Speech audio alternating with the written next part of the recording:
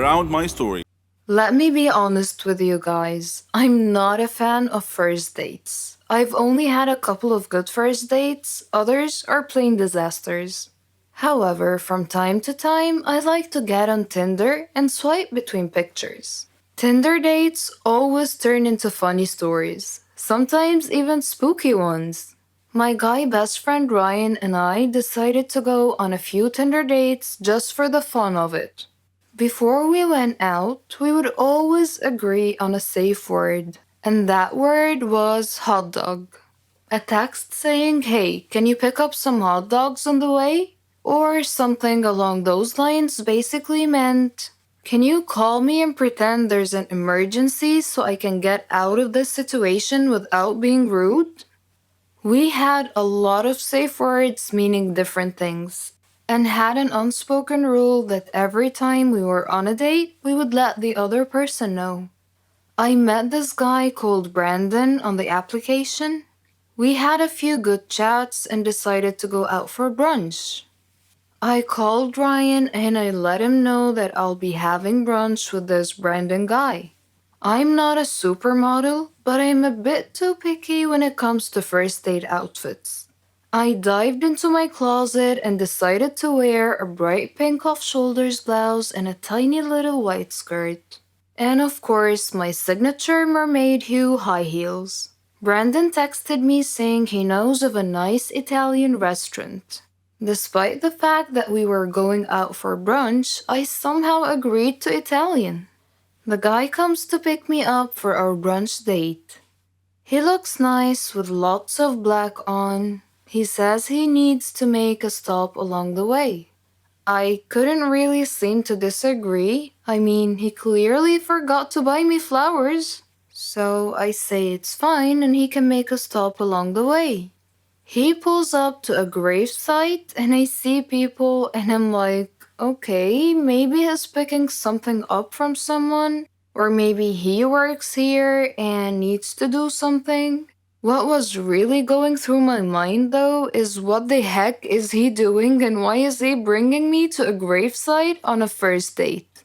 I just waited in the car, especially since there's mourning people nearby and I'm wearing a bright pink outfit.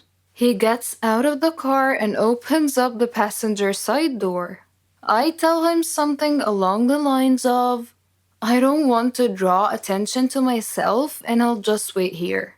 And he says something along the lines of, "Don't worry, you look great. They will love you." Despite my pink outfit and my high heels, Brandon was very well built. He was very tall and had broad shoulders. One could easily tell that he is into martial arts. So I wasn't very worried about my safety. However, I was really worried about his mental health. I'm not even kidding. I was so very curious about what on earth were we doing there at 10 a.m. on a first date. And who is they, as in, they love you. Okay, so the next part is a bit hard to define whether it was creepy, surreal, or a prank show. It was his mother's funeral. I stood next to a group of weeping people watching as my date's mother was lowered into the ground. Needless to say, it was really, really awkward, especially since he kept trying to hold my hand and nuzzle me for comfort. It's a first date, for God's sake. I waited for the service to be over, as I didn't want to be rude to the grieving people or to the dead woman. And then I texted Ryan, "Hot dog." So Ryan called me and pretended to be my landlord and told me that my apartment was flooded. I quickly apologized to Brandon and called an Uber. While I was waiting for my Uber to arrive, Brandon kept on holding my hand and literally begging me to stay a little bit longer. He also said we could still go out for brunch, but I politely said we could reschedule for another time. I think his cousins or something were standing too close.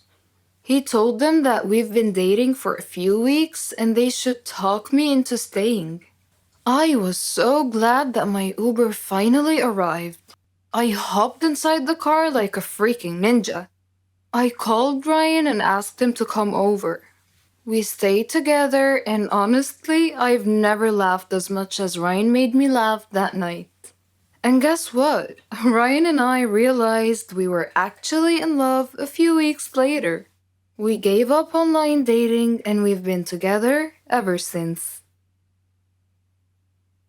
I don't really like Indian movies because the actors are always overreacting, and the movies are not logical at all. But this is just my personal opinion. However, I've discovered that there are stories stranger than Indian movies. Let me give you a real life example. I'll tell you a story about a young woman named Samantha. Samantha was a beautiful girl with blonde hair and green eyes. She lived with her grandmother after her parents died in a horrible car accident. The whole country read about it. She had many friends, and all the neighbors liked her. They considered her the most beautiful girl in town. Many had proposed to her, but she didn't care much for them. One day, Samantha was walking alone down the street after visiting one of her friends. Suddenly, she had an eerie feeling that someone was following her. She began running and crying for help. Her follower began running and stopped her. He was an ugly man, pointing a knife in her direction. He asked her to hand over her purse. She threw it at him and made a run for it. The man said wait and made to stop her, but another man appeared out of nowhere and punched the thief, who fell unconscious.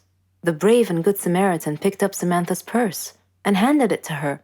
He was very handsome, with green eyes, soft hair, and an amazing smile.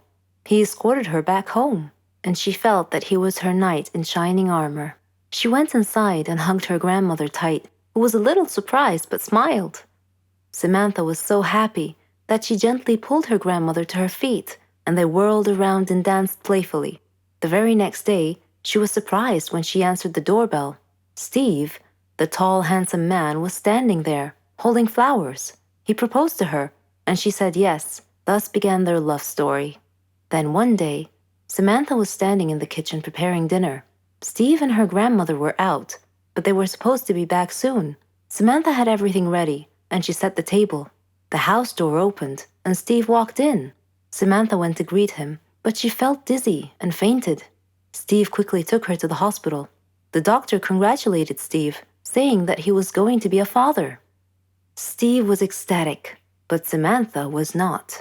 Instead, she was shocked and nervous. She said that she was too young to have kids, that she wasn't ready to be a mother. Steve was taken aback and said, "But why?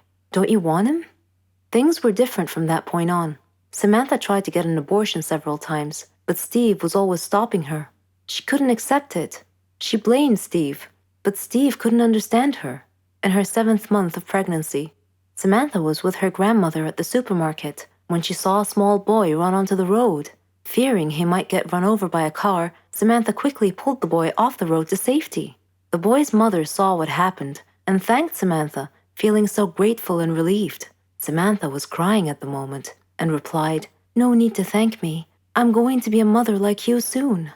For the first time, she was beginning to feel real affection for the baby. "Forgive me," she silently thought to herself. She tried to contact Steve many times to tell him that she had finally accepted. She was ready to become a mother, but he never responded. Finally, the day had come. Samantha went to the hospital to give birth. After the surgery, she was very tired. Nevertheless, when she woke up, she immediately asked for the baby. Her grandmother handed her the child. It was a daughter, and she was so beautiful. The nurse tried to take the baby out of her arms, but Samantha refused, wanting to hold her for as long as she could. The next day, Samantha heard a big commotion, and she had a feeling of dread that something bad had just happened. It was confirmed when she saw her grandmother's face. She asked what had happened, and her grandmother told her that a child was missing and had apparently been kidnapped. Samantha's pale face slowly pleaded, "Please don't tell me that it was my daughter." When her grandmother nodded, Samantha broke down and began crying and wailing in pain. The nurses tried to calm her down, and when she did, her grandmother came over to her and handed her a note.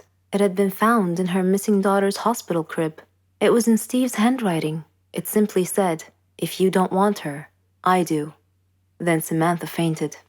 For many years, she tried finding her baby, but couldn't. Steve and her daughter had vanished into thin air. She felt as if time had stopped for her, but Steve didn't feel that way. He raised their daughter into a beautiful young woman. He named her Margot. Whenever Margot asked about her mother, Steve would always tell her that her mother was dead, but he often told her stories about her mother and how much he had loved her. Margot's intuition, however, told her that her father wasn't being completely honest with her and that he was hiding some big dark secret. One day, Steve fell ill unexpectedly. He called Margot to him and told her that he was very sick and felt that he was going to die soon.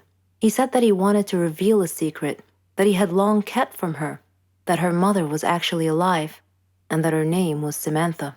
He told her that he had kidnapped her from the hospital at birth because her mother did not want a child. He regretted it and asked Margot to forgive him. He gave her Samantha's address, and soon after, he died. After his death, Margot decided to go looking for her mother. I am Margot, and I am now standing at my mother's address. At her front door, I cannot predict my mother's reaction when she answers the door and I introduce myself as her daughter, but I'm going to hug her and tell her that I've missed her for so long.